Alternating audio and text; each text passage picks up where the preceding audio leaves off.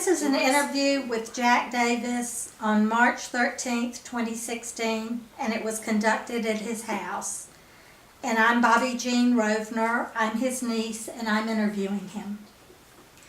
When and where were you born? I was born in Flint, Michigan in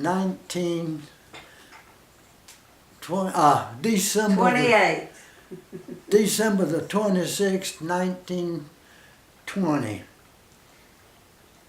Okay, and when did you come to Greenville, South Carolina? When I was 1 year old.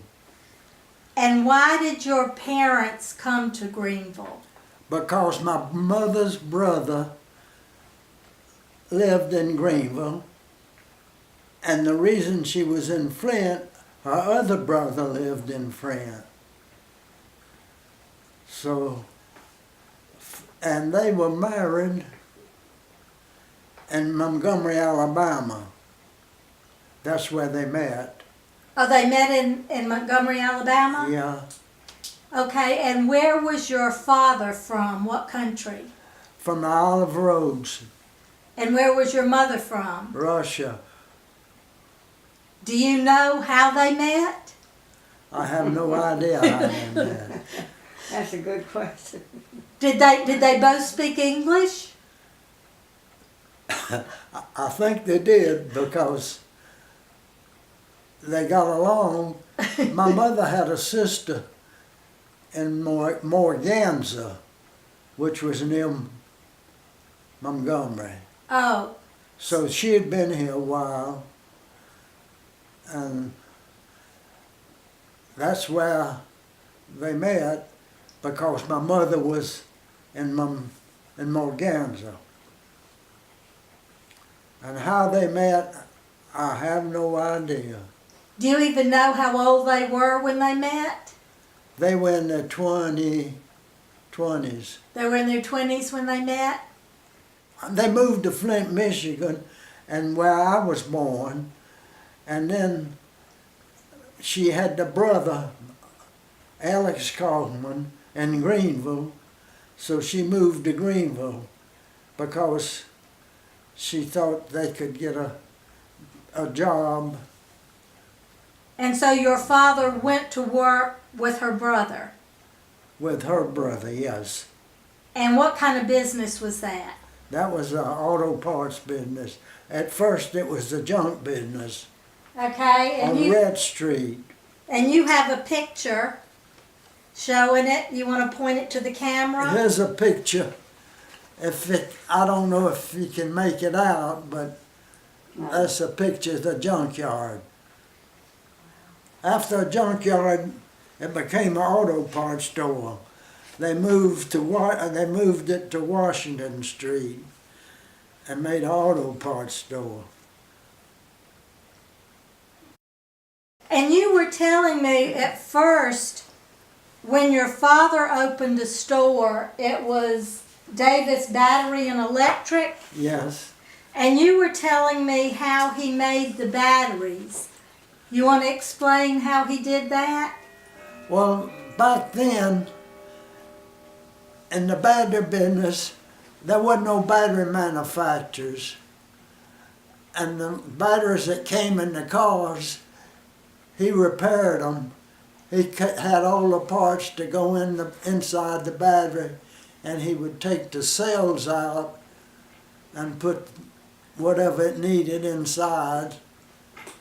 And he kept the acid in a big jug, and he used tar to seal the batteries back up. That's what they had on them at that time.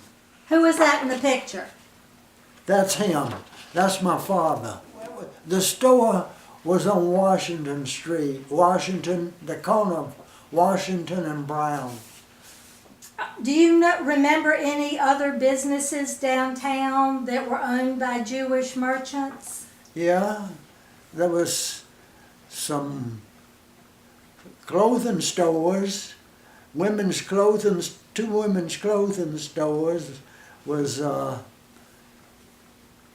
Bloom, and I don't remember the other. Was it Jack Bloom or his father? Was it His father. Julius? Julius Bloom owned it. And Julius Bloom was like the cantor at our synagogue, At the right? synagogue, he was. Right, when it was on Town Street. Yeah. And then there was a meat market owned by the Zaglin, Right. and that's where everybody met on Saturday night to get the kosher meat and food. That was the only place. So did your mother and father keep kosher?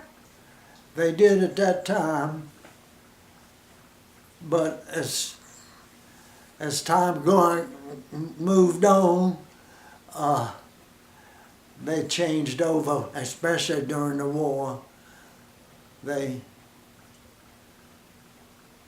She quit. They weren't able to get the food as They wasn't able to get the food. Do you remember how your family celebrated, like any of the holidays? Did you do anything special, like on the Sabbath? Just eating. Just eating? Yes, she would always have a big meal, especially with chicken and beef as two different ones. And she always had them together, and there was plenty to eat. And I know that Pop D, your father, loved fishing. He loved fishing. And there was always fish to eat at their house. Yeah.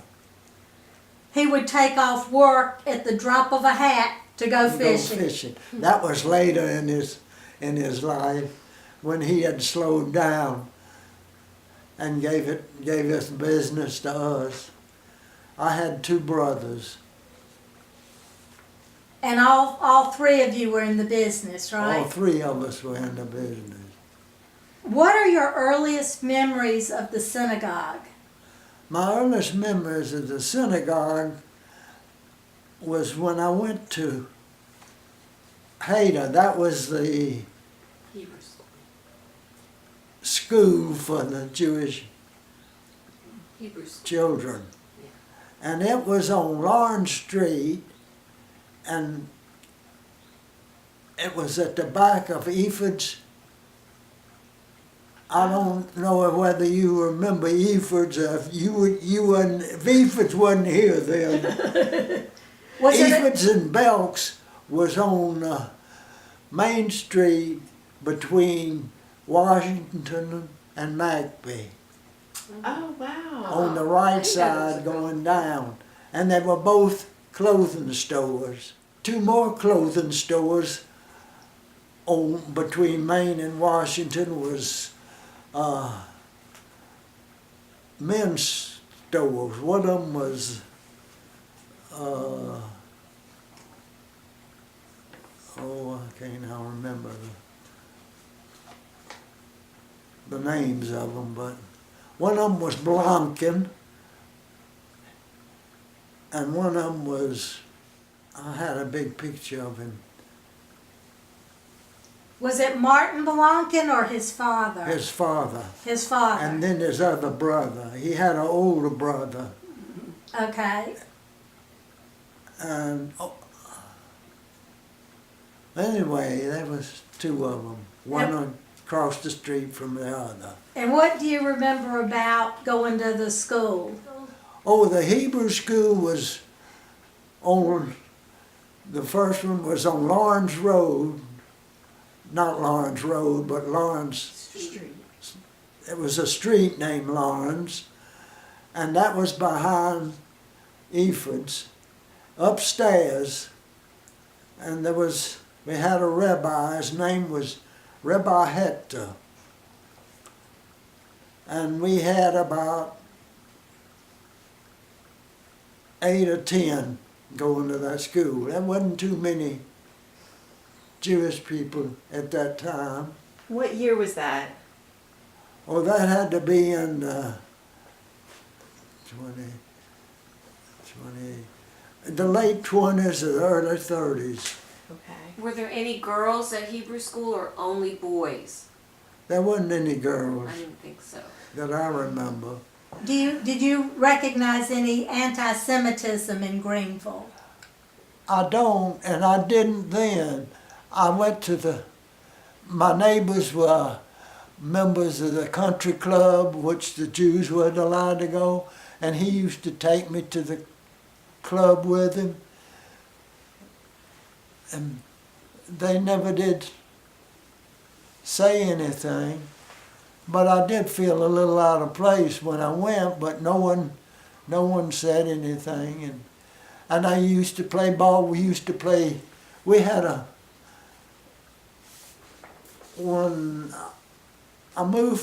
we moved from Stone Avenue to Elm Street to Augusta Street, and off of Augusta, Elm, and there was a lot of young boys my age around there, and we used to play ball all the time. We had 2 fields. There were no houses on them, and we used to play baseball, football, and never anything was said. My teacher at Donaldson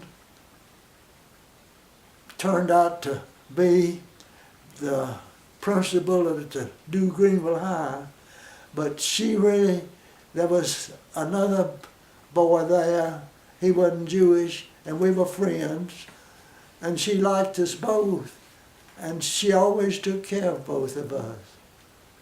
And nothing was ever said about being Jewish, and I never had any problems with it. Did you get off from school for the Jewish high holidays? I did. And there wasn't any problem with that? There wasn't no problem with that. And we used to walk. This one, they were real religious. We used to walk from Elm Street. That was at Jones Mortuary, where the Clevelands lived, in that big house that they just moved. Yeah. We lived behind it. We had to walk from there to the synagogue and then walk back. We didn't ride. Wow. That was a long walk. The Shanes lived on Stone Avenue. The Lures lived on Stone Avenue. The Kingdoss lived on Stone Avenue. The Zenas lived on Stone Avenue. In fact, That's where they should have built the synagogue, was on Stone Avenue. and then the Zeiglins had most of Town Street.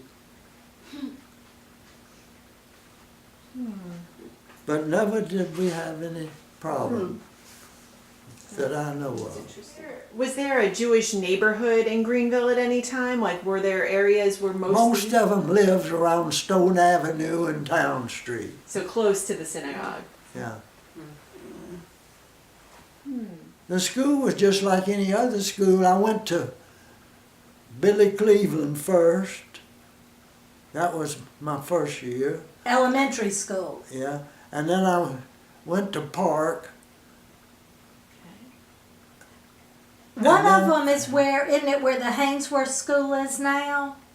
Well, that was Billy Cleveland, yeah. There was a Billy Cleveland, and he lived about a block up the street. He was the son of the Clevelands, and they had a lot of things named after him, really. Yeah. And They that's- have a Cleveland Street here, so that was Yeah. probably named after them. And then after I went to Park, I went to Donaldson. And then from Donaldson, I went to John Street. None of these schools are there anymore. And then I went to the old Greenville High. And I was one in the last class at the old Greenville High. And the following year, the new Greenville High was. I never went to that one. And when I finished school, high school, they didn't have 11 grades, but the following year they had 12 grades. And then after that, I went to the Citadel. I just spent 2 years, and then I had to go to work. That was in 38, 39. And then I worked from 29 to 42 to December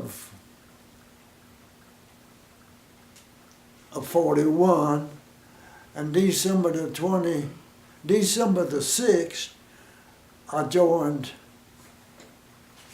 the service. Well, can we go back and let me ask you one question? Did you have a bar mitzvah? I had a bar mitzvah, and the bar mitzvah was in the old synagogue on Town Street. And was it like just a Friday night service or? No, it was a regular bar mitzvah. Oh, Saturday morning. Yeah, only I had to remember, they don't remember now, but I had to remember my whatever I said, my speech. Uh-huh. I remember I read that thing and I learned it all by heart. And he had to say everything by heart. And you had to read the Torah and all? And I read the Torah. And do you remember any activities you did as a teenager? You mean as a Jewish teenager? Right. Well, we used to play baseball. We had a team. We went to Charleston and played them, and went to Savannah and played them. So they do now. That was the two cities we went to. And in Charleston and Savannah, we went on a boat ride that night. And I had a date with a twin. I think they changed on us. And is this part of? Oh, yeah. And you were in AZA, you have your AZA pin? Yeah, Oh. I stuck it through that so I wouldn't lose it. My AZA pin and card, membership card. And what did you do in AZA? That was one of the things we did. We always went to the meetings and learned, but we got the group, we all got together. That's when we grouped, and that's when we went to play the AZA in Charleston and Savannah.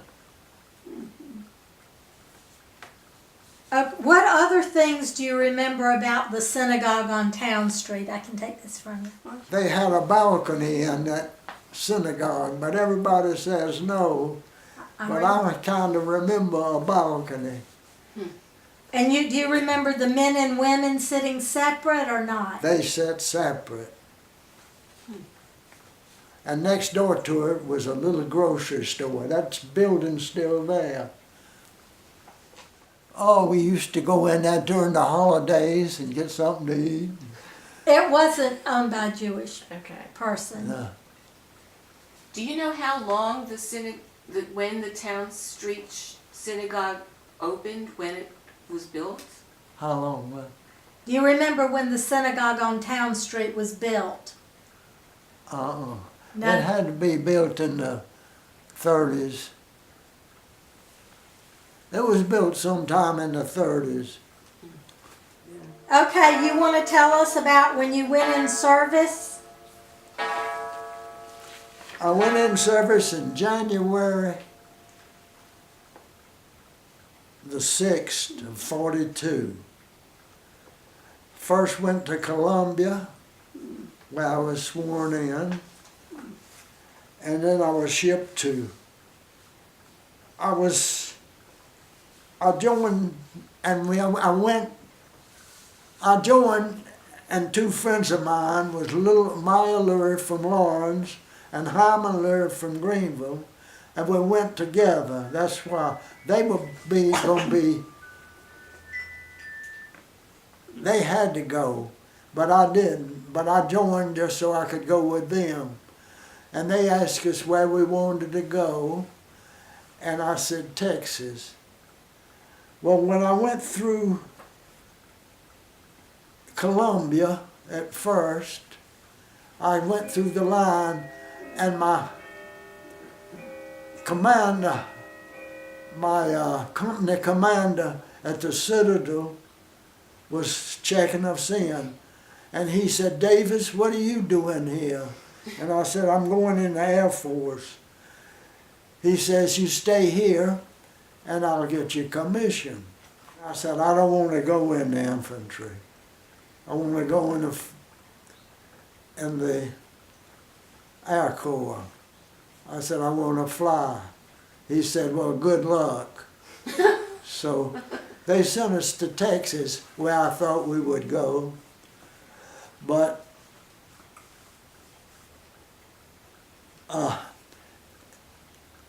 in Texas,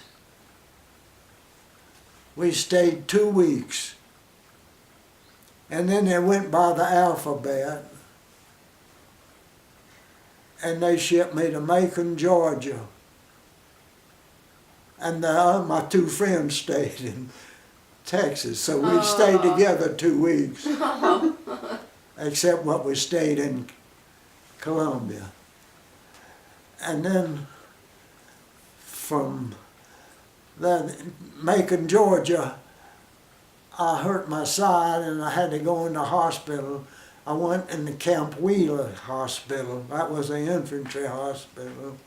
Anyway, they said I had a hernia. I didn't know what a hernia was, but they told me.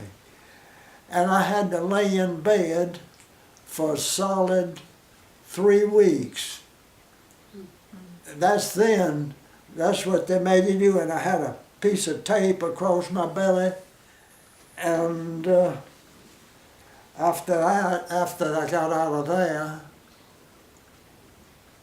I went home for a week. Oh, they asked me where I wanted to go. And the nurse says, I said, "Well, where's my outfit?" She says, "They in Charleston." I said, "That's exactly where I want to go." Well, I went to Charleston and was stationed at the 10-mile station. It wasn't no camp, it was just a camp with tents.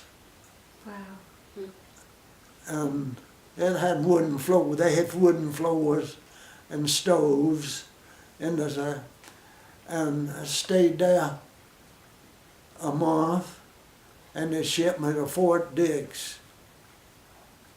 And Fort Dix, I didn't stay but about 2 or 3 days, and got on the ship and sailed to Was that Thailand. To where? And then they shipped me to England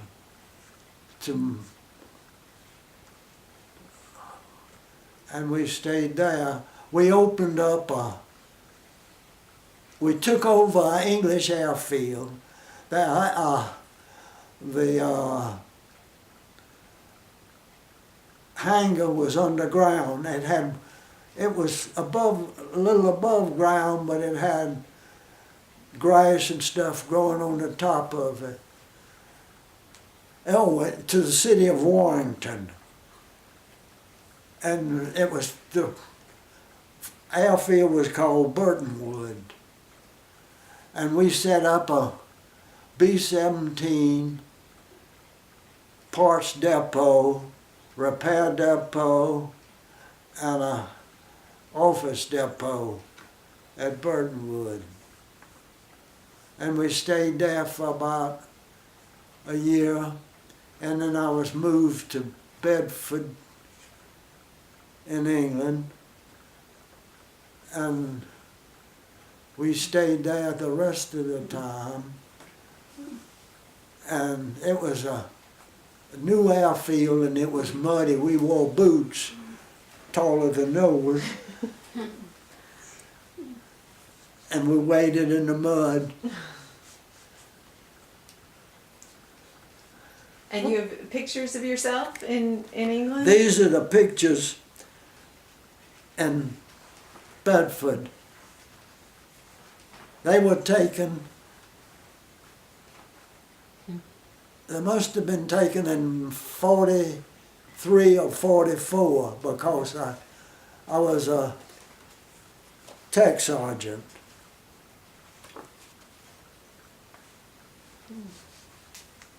Great.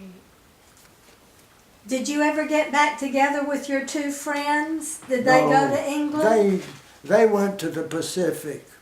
Oh, Were there any other Jewish men in your division, or you were the only one that was Jewish? I was the only one. I know there was quite a few Jewish Soldiers with you? soldiers in my outfit, and on the holidays we went to synagogue. I still got a little Bible from there. I didn't bring it. I should have brought it out. And that was your patch, you said? This was my patch that I wore. It was on that uniform. I don't know if you can see it. Yeah, that's it. Those are tech stripes, tech sergeant stripes. So you were able for the high holidays and all to have services when you were in the Army? Yeah. We went to all of them. They let us go and they give us time off. And how long were you in the service? In service, Yeah. No, in the Army altogether. How many years? I was in there 4 years. And when you came home, what did you do? Well, my father needed help, so I went to work for them.